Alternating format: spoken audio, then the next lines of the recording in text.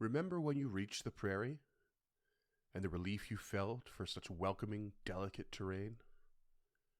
Remember spotting all the little burrow holes of countless wildlife, and the charming hoots from the prairie owls roosting within? Remember when that silly gnome, for all its attempted gruffness, sprung from nowhere and tried to give you a stern warning, and how adorable and unconvincing he was? Remember when the hoots grew more frequent and all-encompassing, and how it brought warmth and a smile to your face? Remember when you bedded down for sleep to take you in its easy embrace amidst the beautiful open grasslands? And your sleep was so sound as it was gently cradled by the white noise permeation of all things across the open, breezy air?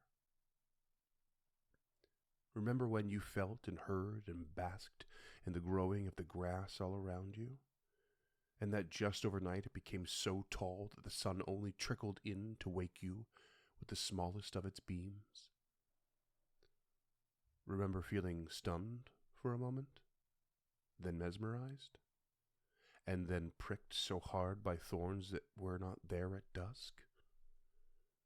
Remember when panic set in so harshly that you began to bleed profusely thanks to the racing of your heart? And with every twitch and strain, you just made it worse and worse and worse? Remember when you couldn't even manage to stand thanks to the dragging pain of thoughtless, careless, protruding needles? And how every thought and care of your own turned to the protruding signs, the obvious warnings? Remember when you were going to die beneath an impossible bush of thorns, within an impossible field of grass, amid the chortling hoots of prairie owls? Of course you remember. It's happening right now.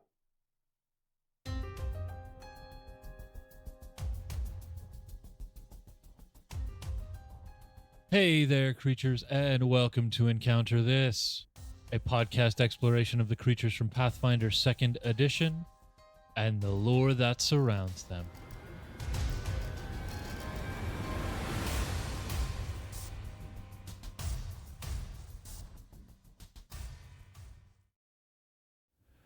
Hello there, creatures, and welcome back to episode 118 of Encounter This.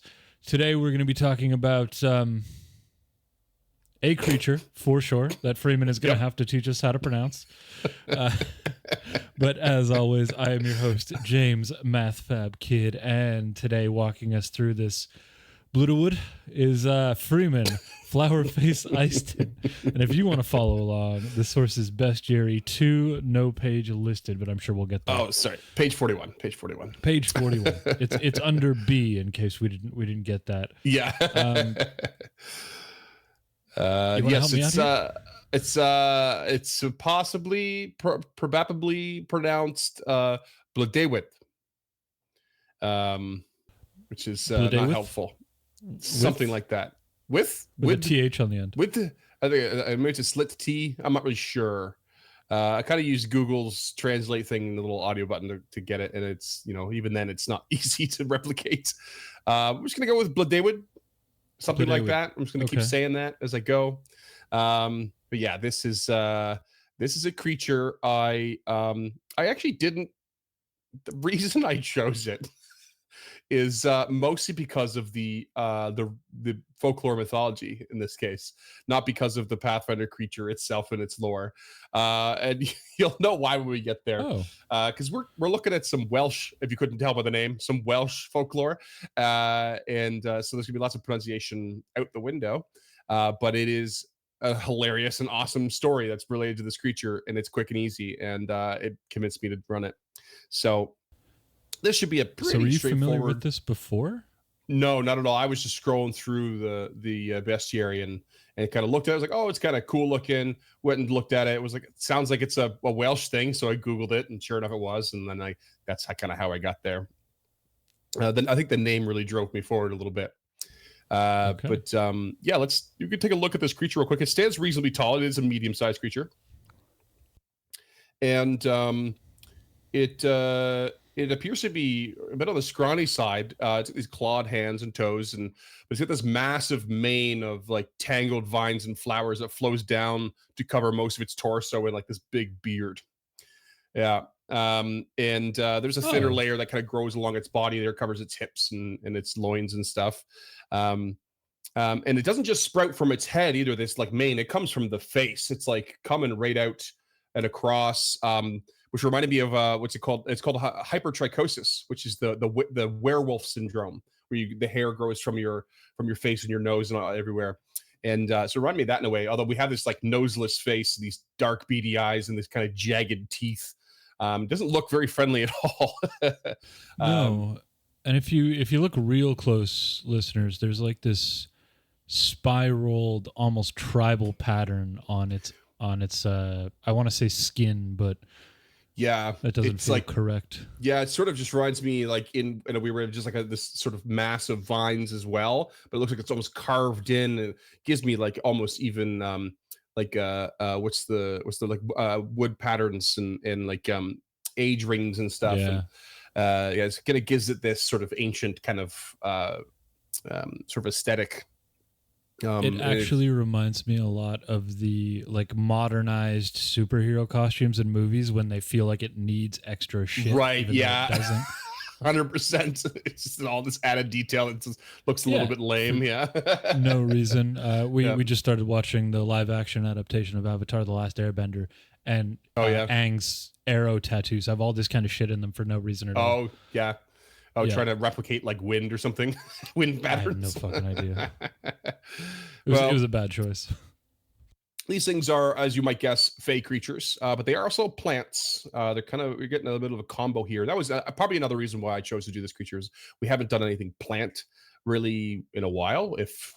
Trying to think of beyond tree ant, but it's not a very common one. And there's some really neat ones, although a lot of them don't have like tremendous amount of lore, is probably why they get glossed over a lot, but some of them are really cool.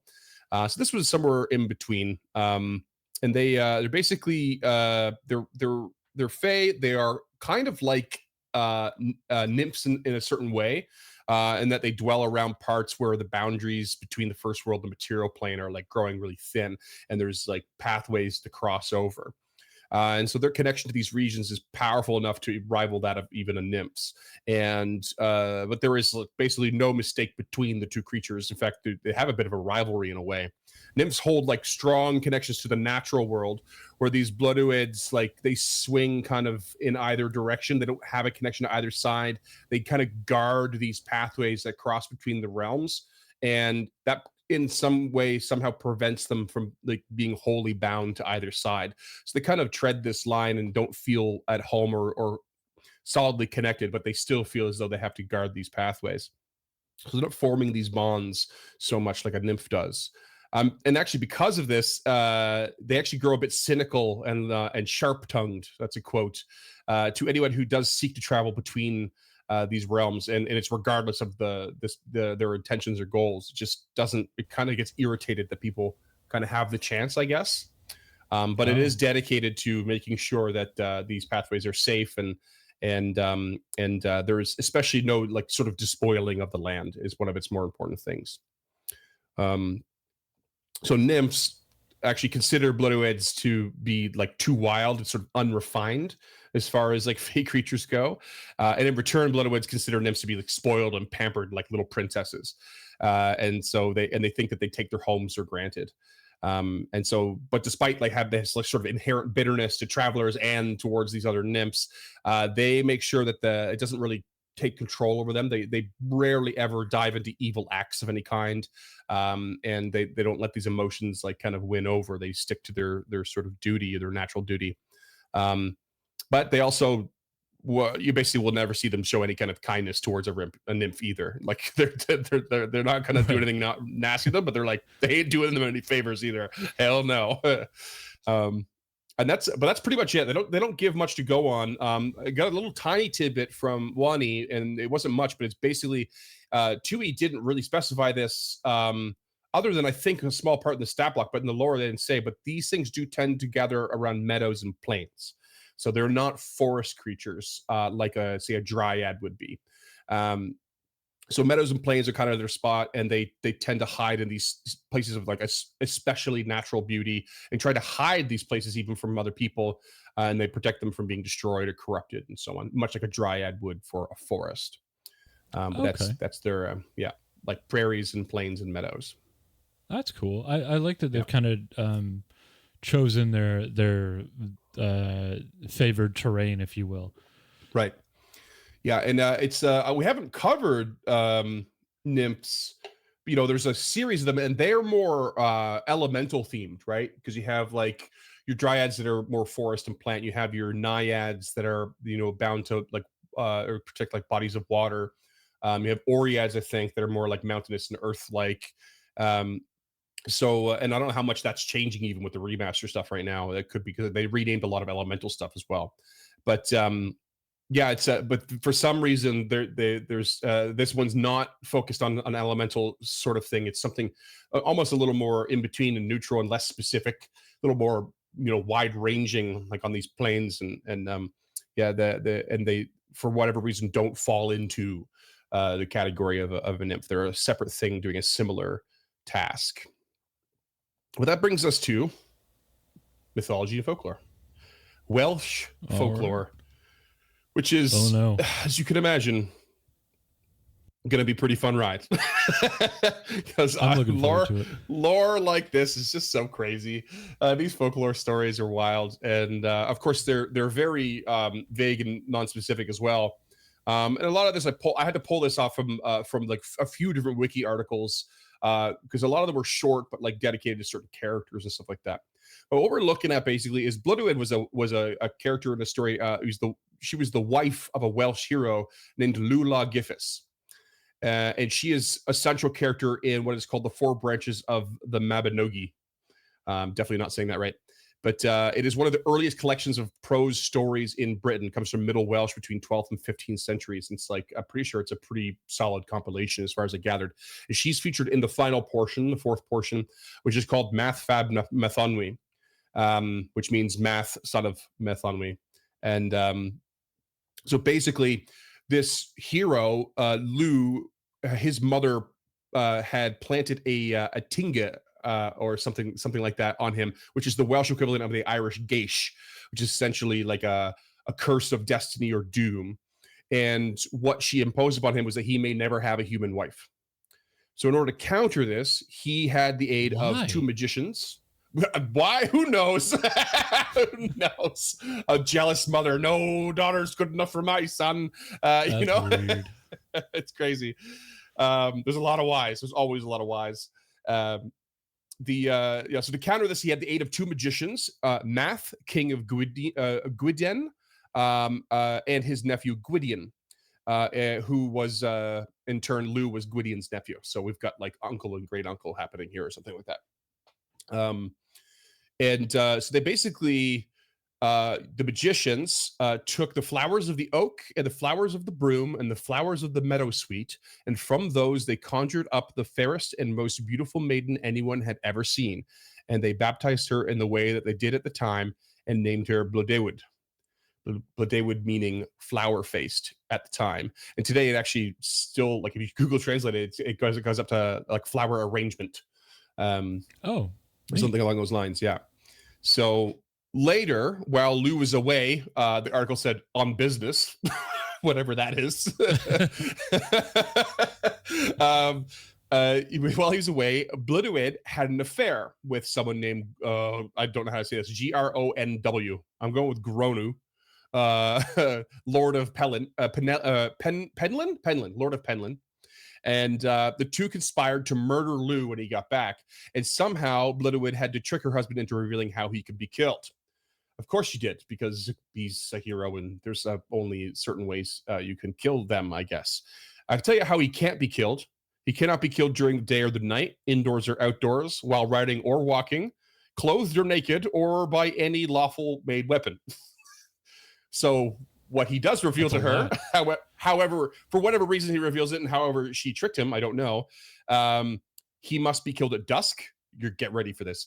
He must be killed at dusk, wrapped in a net, with 1 foot in a bath and 1 foot on a black goat by a riverbank, and buy a spear forged for a year during hours when everyone is in mass.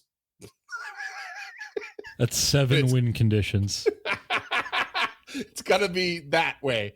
And somehow, after he reveals this, they arrange it. They totally get him set up on a riverbank with a foot in a bath, a foot on a black goat, and they somehow wrap him in a net at dusk. And I don't know if maybe he doesn't suspect a thing. And then they have this spear that they managed to make. And so Grono himself manages to strike Lou with the spear. And with all the details met, but instead of dying, Lou transforms into an eagle. So he must have set them up. I don't know. I guess, is eagle better than godlike human being? I don't know. What I do know is that it still wasn't a good outcome for him, because he basically flew off, and the magician Gwydion, his uncle, had to hunt him down. So he tracks down the eagle, finds him perched on top of an oak tree, lures him down with an England, which is a Welsh and Cornish type of short poem. So he's just yelling poetry at an eagle in a tree, and then it comes down. He transforms him back into human form. By then, Gwydion and Math both have to nurse him back to health, because I guess he's still injured. And they together go reclaim the stolen lands from Grono and Blodeuwedd. And Gwydion turns Blodeuwedd into an owl and proclaims this: "You will not dare to show your face ever again in the light of day ever again. And that will be because of enmity between you and all other birds. It will be in their nature to harass you and despise you wherever they find you. You will not lose your name. That will always be Blodeuwedd." And basically, Blodeuwedd becomes like another word for owl, I think. The article was kind of strangely worded to have this little fact. But apparently, I didn't know this, but apparently owls and other birds tend to not get along. Yeah, because they're food. I didn't know that, but apparently it's a pretty obvious, kind of hatred for each other, owls and other birds. Oh yeah. And so that becomes part of her punishment, was the point, is that she'll basically never be, even her own kind won't enjoy her or give her any attention or whatever, or be her friends. Meanwhile, this is happening. They're taking the lands back. Grono hightails it back to Penlyn and sends emissaries to beg for forgiveness from Lou. Lou denies him, of course, and says instead he must stand on the bank of the river of Sinfail and take a blow from the spear he created. That's punishment. And what does Grono do? He goes and bags his warband for someone to stand in for him. They're all like, nope, not doing that. So no one volunteers. So he has to concede, but he sets a condition to Lou. And he says, "I'll do it, but I would like one large stone placed between me and you before you throw the spear." And Lou agrees. He says something like, "By God, I can't deny you this." And he throws it so hard that he pierces the stone and kills him anyway. Yeah. So through all that, I should have guided you through some more pictures. So you want to bring up the second picture I put up there. This is just a piece of artwork by someone named Christopher Williams, 1930, as a Welsh artist. That is meant to be Blodeuwedd, I guess, kind of in a flowery depiction. Okay. Yeah. I was wondering how this related. Yeah, and then the next picture is her, I think, meeting Grono. So it's like kind of probably in, around, they're either conspiring here, or this is, when they're going to have their affair. But the next picture, this is actually a stone in Wales, and it's called the Stone of Grono, and it's just got this pierced hole in it. And you can actually see, look on the stone, there's these spirals, these like etched spirals in the stone as well. Yeah, it's said that that's the stone that the arrow pierced, or the spear pierced to kill him anyway. For the audio listeners, it's a perfect circle. It appears to be a perfect circle bored dead center of what appears to be a tombstone. Yeah, well, it looks like it's like a stone slab, like upright stone slab. That's like, it looks reasonably thick, but not like overly so. Something that you would think would stop a spear anyway, but certainly. But it is hard to gauge how tall it is. It does kind of look like a tombstone, but my gut tells me it's probably like, maybe like 5 feet high or something. I would imagine so. You can kind of see some low-hanging tree branches in the background, and since we can't see the body of the tree, we can assume that this is 5, 6 feet tall. Yeah.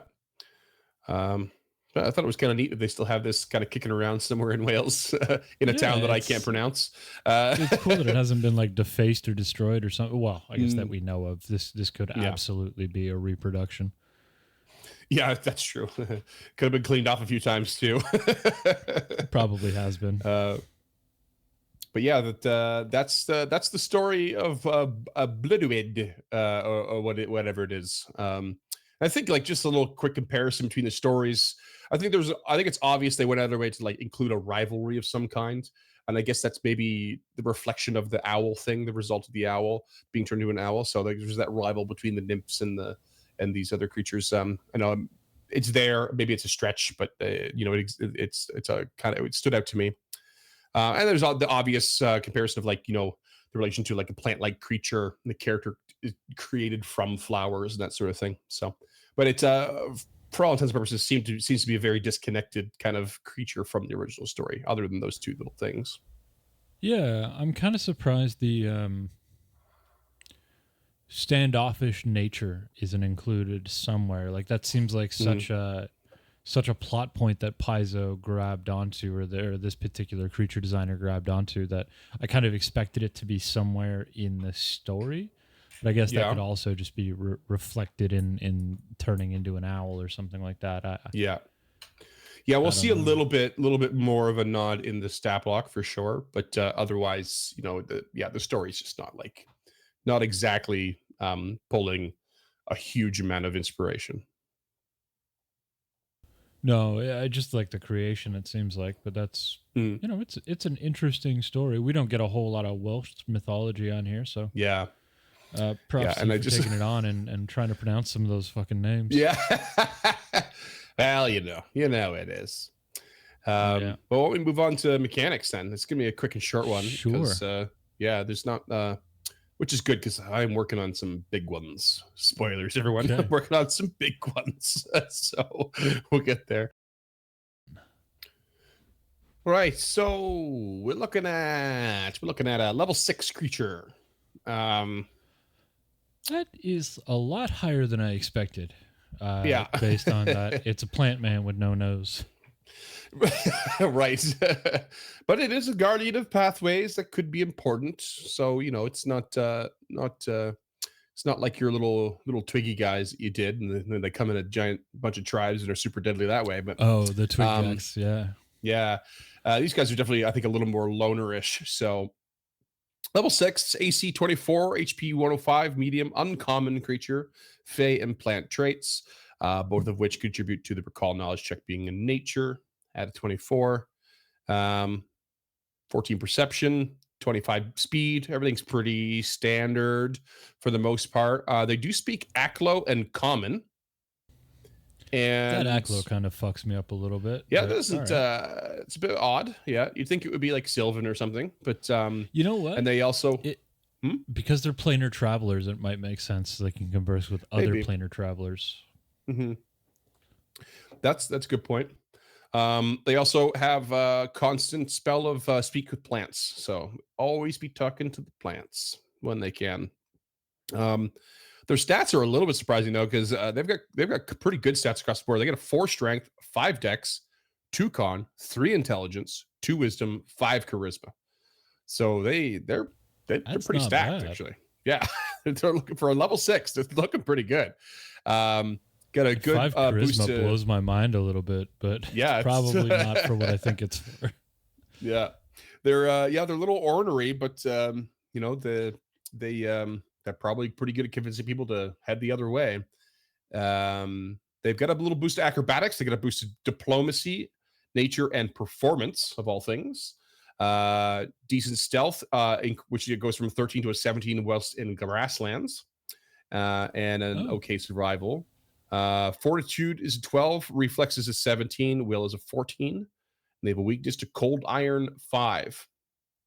Beyond that, they do carry one weapon, and it is a +1 sling. So should you find yourself slaying one of these or finding a dead one, you might find a +1 sling hanging around, which has a really nasty looking. I think it's a chestnut. Chestnut inside its spiky shell. Like? Inside the spike, they have these crazy spiky shells. Yeah. And that. Yeah, when I was growing up, there was a chestnut tree in the house, I think 2 doors over, and every year we just drop these giant spiky things on the ground. They get all smashed up, and these chestnuts would come out. I don't think they're edible chestnuts, but yeah, we used to, throw them at each other, as kids do. All right. That would be my guess. Although I was a little bit disappointed that there didn't seem to be anything in particular. It's like, oh, it's some sort of like poison barbed naturally growing thing that comes out of its beard. It's nothing like that, sadly. They do have a claw attack, green spiky pine cone, or or a dragon fruit. Exactly. Yeah. So they got claw attack with a +14 with a 2d8 +7 slashing, agile, and then the sling has a 50-foot range, 2d6 +4 bludgeoning. It is also propulsive trait attached to that. Which what does it do? Well, you add half your strength modifier to the damage. So that's pretty neat. They also have change shape. They take on the form of a single unique humanoid or prairie owl. So there's your more direct reference to the. Okay. Yeah. Love that. And when they choose to transform to a humanoid, they lose their claw attack. If they go into an owl, some stats change, such as the size goes to small. The speed goes to fly 60. They get a melee attack for talons that are of a +15 to hit, but only a 1d3 +1 damage. And they can return to their normal form from either of these forms as a free action. Concentrate, though, polymorph, and primal.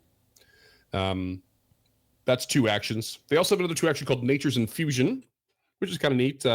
While surrounded by any field or fertile plant, they can infuse themselves with borrowed life energy from the plants and the nutrients in the ground, and they give themselves 15 temp HP that lasts for about an hour. So nothing alarmingly powerful, but a neat little addition. Yeah. Perhaps the thing that's most cumbersome for any enemies would be the allergen aura.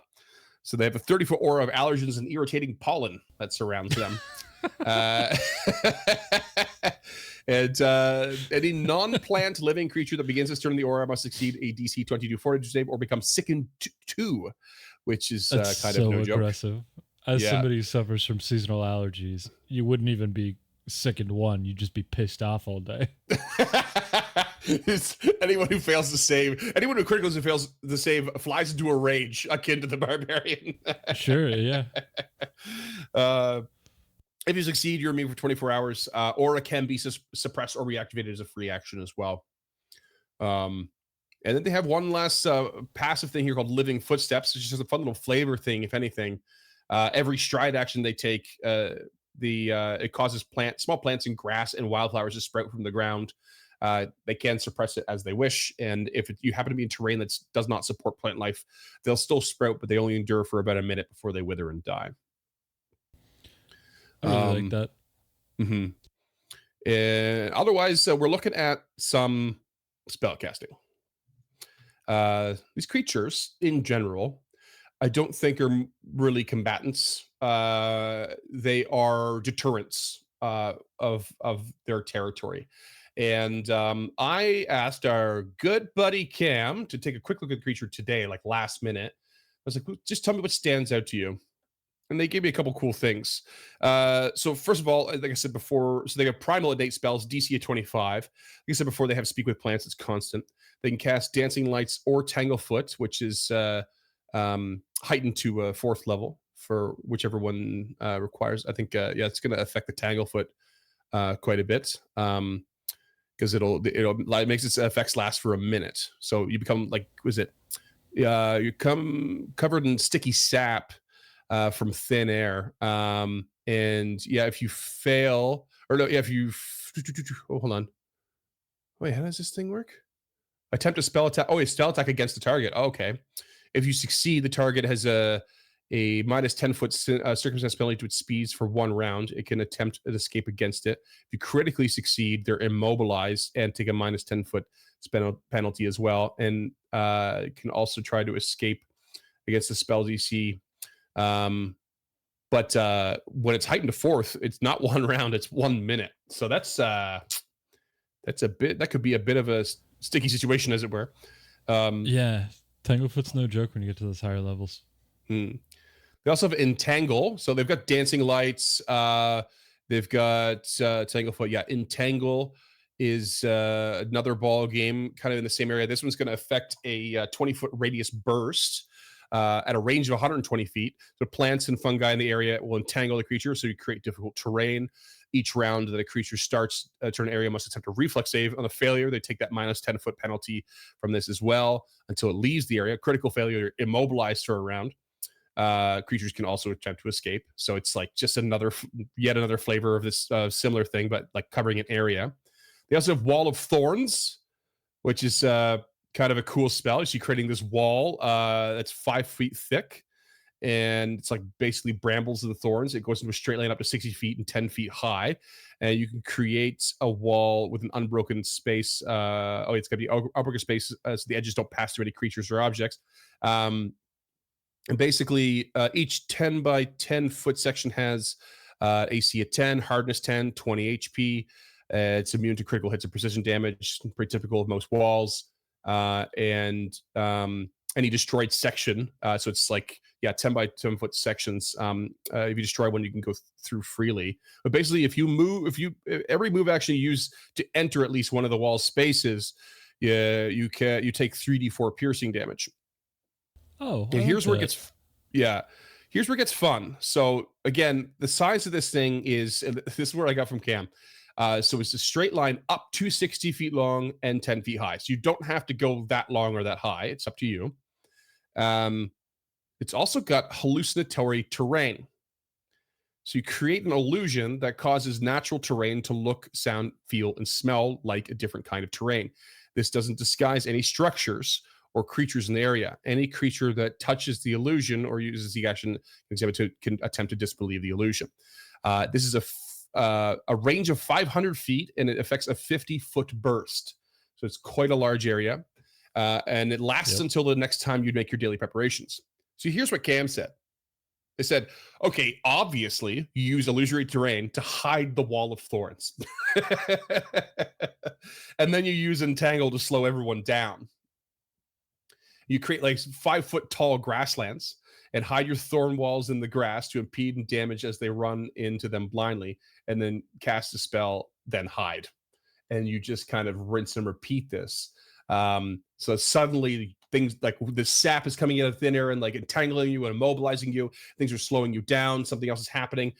Meanwhile, you're just hiding in this tall grass. This creature's hiding in the tall grass this whole time, which it has a huge bonus to its stealth on in grasslands already. And it's just constantly slowing you down. And if you're slowed down within the Wall of Thorns terrain, you're taking that much more damage. It really is just trying to keep you at bay. And not to mention the fact that while it's hiding in this tall grass, Cam notes that the aura is affecting you the whole time. So you're just wandering around with a stuffed sinuses, walking through tall grass that ends up being barbed, thorny bushes, and something sticky is all over you all the time. It sounds like hell. It sounds like absolute hell. And you could have no idea what's even doing it to you. That's almost the fun part of this creature. Thoughts, questions, concerns? I'm gonna put up the homebrew screen. I didn't realize we were gonna jump into that so quick. Oh no, I know. I had the thoughts because they've got 2 more spells too. Even there's modify memory, which I don't know much about, but it's I can only assume it's sort of designed to make you maybe forget why you're there or forget what happened to you. And they also have sleep. They can put you to sleep, classic sleep. So if they're not able to stop you, maybe they can put you down for a little bit. Right. But yeah, from there, that's pretty much them. They're pretty straightforward when you take it that sort of defender of the area role seriously, and you realize, okay, this is the reason they have these options, these spells, these little functions. It is very much deterrent, not meant to really engage you, I don't think. No, definitely not. I mean, Wall of Thorns is what a 5-minute, 10-minute casting time. Like it's these are casting time. Yeah. Oh no, it's over the course of duration. It's a duration minute. Casting time is 3 actions. Yeah, walls are 3 actions, so they cost a lot. Yeah, but it will last a full minute. So when you're in rounds, that can really mess you up. Yeah, I mean that's only 6 rounds, and if you're just being harried by a sling and you know pollen, like it's more of an inconvenience than anything, you know. I think you're again, right. I don't think this if this thing is hiding in the tall grass, that it's this illusory tall grass that you haven't managed to like see, disbelieve it or anything. That harrying you from a distance, if it continues to last due to like the right kinds of rolls, you just won't be able to find it. You won't be able to locate it. It's constantly taking the hide action with a huge bonus, and like you have to do seek actions and all these things, and you're sickened the whole time. You're getting a -2 to like everything, which is crazy. Yeah. I mean, I think you're honestly just hitting on the premise of this creature. This creature doesn't want to be seen. It doesn't want to interact. All it wants to do is prevent you from taking the path that it's destined or chosen to I don't want to say guard, but Deter, really. Might be a better term. Yeah. So I mean, like I'm imagining this thing is scouting out as an owl first, and then maybe it meets you at one point if you keep going towards its territory as a humanoid form, and it's like, hey, careful that way. You don't really want to go that way. If you keep persisting, then it starts pulling out the heavy artillery, as it were, and trying to put a stop to you. Yeah, I mean, I like it. I think it's good. I think that's specifically what this creature is designed for, right? Like I as a GM, I would want ideally my players never to interact directly with this creature.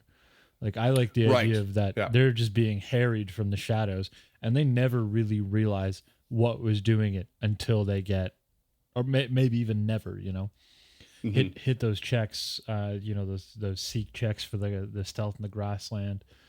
I would really want to make them earn it, but I don't think this creature lore-wise would actively, pop out into the open and yell sneak attack and start throwing slings or anything. So yeah, no, same. That's why I think it's like those would be like last ditch stands, and then I definitely think the chain shake thing comes in as like beforehand. It's like this is your initial warning, and then the terrain and everything is like your final warning, and then if it really really needs to, and it feels like it has the upper hand, and you keep persisting, and for whatever reason it opposes you, it might then start throwing those slings at you.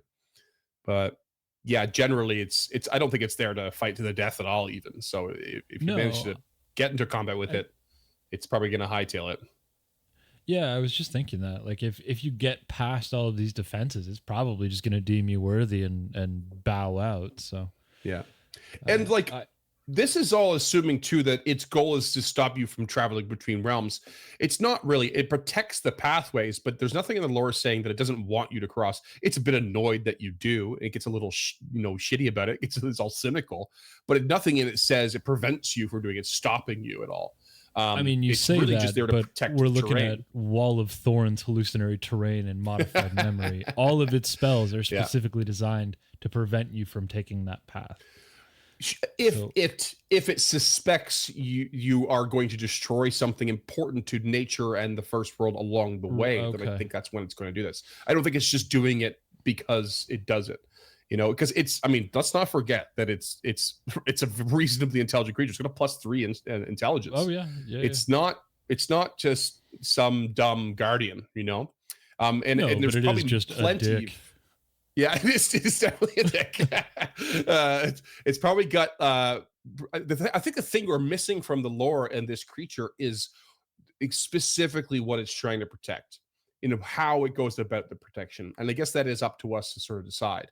I really am imagining something like maybe nearby, because they settle in these extremely beautiful areas of their terrain, and maybe they consider that small little hill in the meadows that the owl bear has nested in this little overhang.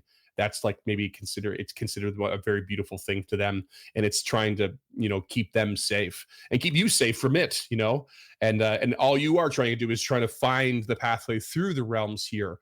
But this thing doesn't want you to have to come across this nesting owl bear, because it doesn't want it to be hurt, and so it's not just sort of trying to stop you is trying to guide you in a different direction. Go that way. Take the long way around, And most players are gonna like, no, we'll take the short way. We'll handle whatever's coming. And this thing wants to send you a different way. I really like that take. That it's just trying to preserve the status quo. So there's this meadow that I always think of when people say the word meadow, and it's on Bowen Island. And I can't even tell you how to get there, but it's if you're going to Mount Gardner from the ferry, you walk through this meadow. It's not far, maybe it's I don't know, maybe 50 meters. It's not crazy, but there's a very specific path. And the path has been dug out, and otherwise it's just this beautiful field of wildflowers and a couple of knolls or vales or whatever you want to call them. And it's like you can see from one end to the other as soon as you walk in. And the reason they don't want you to step off the path is because all of those wildflowers are natural food for the bees. And if you crush the wildflowers, then, no food, no bees, no nothing. So I really that maintaining the status quo, protecting that owl bear, that kind of stuff really resonates to me with this creature particularly, and I think you just nailed it. Like taking that route. Somewhere in there, it did the thing that I did catch, and I think it was in the 1E article, just the Pathfinder wiki, and it just said it wants to prevent creatures from despoiling the land. And that was about the only indication I got, and that's just where I'm going with it now. And it seems right to me. It's not a hostile creature. It's not an evil creature, but it's not a kind creature. We established that either, right? It's like it's not there to be your friend. It's there to the old Tangela thing. Yeah, exactly. But anyway, I think this creature is kind of a fun little offshoot, and it feels like it's been a bit of a minute since we covered something that's like not I don't know, like sometimes we cover creatures that are not meant for combat, or they don't feel like they're meant for combat at all, and then some that are not really meant for role play. A lot we do not meant for role play. This one seems somewhere in the middle almost. Like it doesn't want to directly combat you, but you are definitely possibly encountering it in initiative rounds, just to deal with all that terrain and stuff and the danger of it. But it's also like not there to talk to you, and maybe it starts in that humanoid form to talk to you, but it's not there to converse outside of that. So it's somewhere in between. I think it's neat. I think it's just kind of cool. Yeah, I do. I do too. I think there's a really interesting narrative that can be furthered with this creature, like not necessarily a plot device, but kind of like the crux of a plot could be reflected in this creature's intentions in a way that you wouldn't have to spell out to the PCs, or if you wanted to do like an educational campaign for like kids or younger players where you want to teach them the value of conservation. This could be an interesting creature. Like there's a lot of really unique ways that this creature could be used without directly being an antagonist. And I think that's what I was trying to touch on, is that this can be a combatant, but it's not an antagonist in my mind. It's just doing its own thing, and you just kind of got in its way, which is essentially how you interact with wildlife every day. So I guess that makes a shit ton of sense. There is a really fun thing too that you can almost imagine if this thing was lucky enough to get the sleep spell off and hit the whole party and knock them all out for even just a minute. All it would take is it probably would never happen. But if you did happen to get that, and then they wake up surrounded by tall grass, and they think they've been moved to a new location, but they haven't. It's those little things I dream of happening, but they never do. They never do. Yeah. For the uneducated listeners or the unaware listeners, sleep has the incapacitation trait. So getting everybody in a party is kind of not likely.